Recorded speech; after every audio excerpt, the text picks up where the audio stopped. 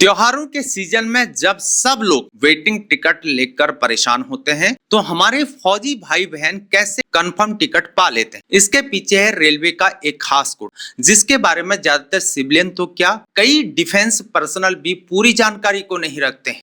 इस वीडियो में हम आपको बताएंगे पूरा प्रोसेस, डॉक्यूमेंट्स और जरूरी कॉन्टेक्ट्स भी। आखिरी तक आपने वीडियो को जरूर देखना है, तभी आपको जानकारी पूरी मिल पाएगी। नमस्कार दोस्तों, स्वागत है आपका हमारे चैनल पर। अगर आप डिफेंस फोर्सेज में सर्विंग है या आपके परिवार में कोई भी सेना, नौसेना या वायुसेना में है तो ये वीडियो आपके बहुत काम का होने वाला है, क्योंकि आज हम बात करेंगे रेलवे के एक खास कोटे की जिसे कहा जाता है एमसीओ कोटा। सबसे पहले समझते हैं कि एमसीओ कोटा आखिर क्या है। एमसीओ का मतलब होता है मूवमेंट कंट्रोल ऑफिस।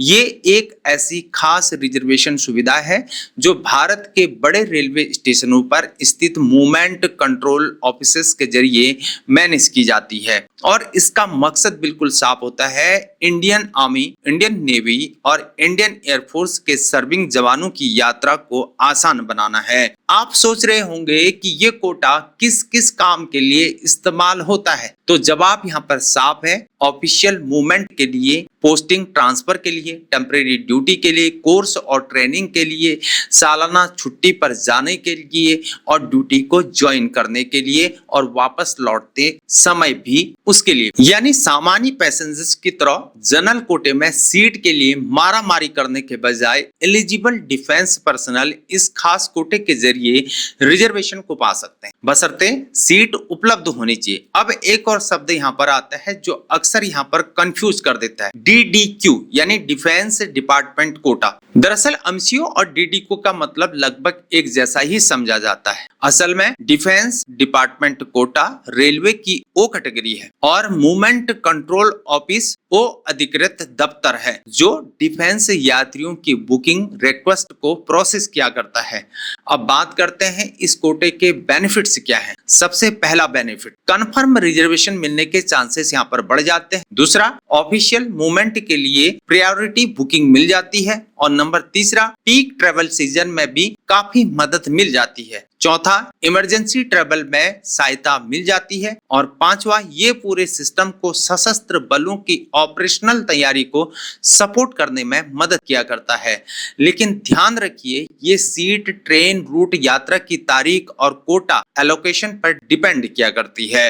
अब जानते हैं कि इसके लिए एलिजिबल कौन कौन हुआ करते हैं। Serving army personnel, serving navy personal, serving air force personal. इसके अलावा अधिकृत शर्तों के तहत यात्रा करने वाले एलिजिबल डिपेंडेंट्स भी होते हैं और वो पर्सनल जो ऑफिशियल मूवमेंट या संक्षिप्त लीव पर यात्रा कर रहे होते हैं। साथ ही कुछ डिफेंस एस्टैब्लिशमेंट और अधिकृत ट्रेनी भी लागू नियमों के तहत एलिजिबल हो सकते हैं। अब बात करते हैं बुकिंग के लिए आखिर कौन कौन से डॉक्यूमेंट्स हमारे पास होने चाहिए। डिफेंस आइडेंटिटी कार्ड होना चाहिए, जहां भी लागू हो वहां सर्विंग सर्टिफिकेट होना चाहिए। रेलवे बुकिंग की एप्लीकेशन, जर्नी डिटेल्स या टिकट रिक्वेस्ट की कॉपी। अगर ऑफिशियल ड्यूटी पर अगर आप यात्रा कर रहे हैं तो ड्यूटी मूवमेंट अथॉरिटी होनी चाहिए और जहां भी जरूरत हो वहां लेटर ऑफ अथॉरिटी चाहिए।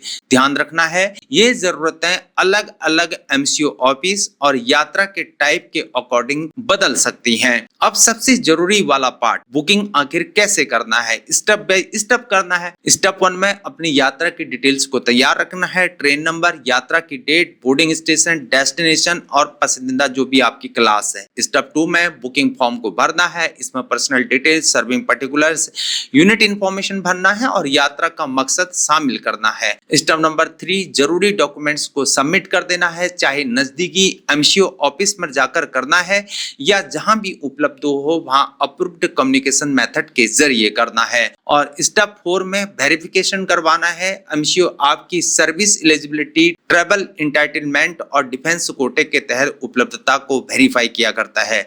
स्टेप 5 में अगर कोटे के तहत सीट उपलब्ध हो जाती है तो आपका आपका रिजर्वेशन कंफर्म कर दिया जाता है। अब बात करते हैं ये एमसीओ ऑफिस आखिर कहाँ मिलते हैं। तो ये आमतौर पर देश के बड़े रेलवे स्टेशन और मिलिट्री मूवमेंट हब्स पर मौजूद हुआ करते हैं, जो डिफेंस पर्सनल की रेलवे रिजर्वेशन को कोऑर्डिनेट किया करते हैं और उनकी ऑफिशियल ट्रैवल प्लानिंग में मदद किया करते हैं। अब जरा हम समझते हैं कि जनरल कोटा और एमसीओ कोटे में आखिर क्या डिफरेंस है।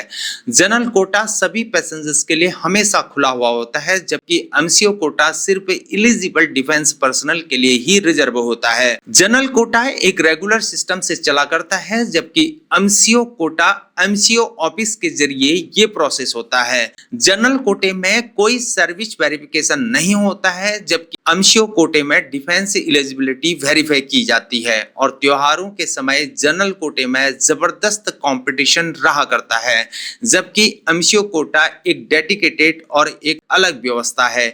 बेशक ये भी उपलब्धता पर ही डिपेंड करता है। अब हम आपको बताते हैं कि एमसीओ कोटे के अलावा भी इंडियन रेलवे डिफेंस पर्सनल को कुछ और कंसेशन यहाँ पर दिया करती है। पहला, डिफेंस कोटा रिजर्वेशन, यानी ड्यूटी लीव या अधिकृत मूवमेंट पर यात्रा करने वाले सशस्त्र बल कर्मियों के लिए रिजर्व की गई सीटें। नंबर दूसरा, युद्ध विधवाओं के लिए किराए में छूट मिलती है, जो सक्षम अथॉरिटी से जारी वैध दस्तावेज दिखाने पर मिलती है। नंबर तीसरा, गैलेंट्री अवार्ड विजेताओं को और कुछ मामलों में उनकी विधवाओं को लागू नियमों के तहत मुफ्त रेल यात्रा की सुविधा मिलती है। अब कुछ जरूरी बातें हैं जो हर डिफेंस पर्सनल को हमेशा याद रखनी चाहिए। एमसीओ कोटा कंफर्म टिकट की गारंटी नहीं देता है। डिफेंस कोटे के तहत सीटें जो होती हैं वो सीमित होती हैं। जितनी जल्दी आप आवेदन करेंगे, कंफर्मेशन के चांस उतने ही ज्यादा होंगे।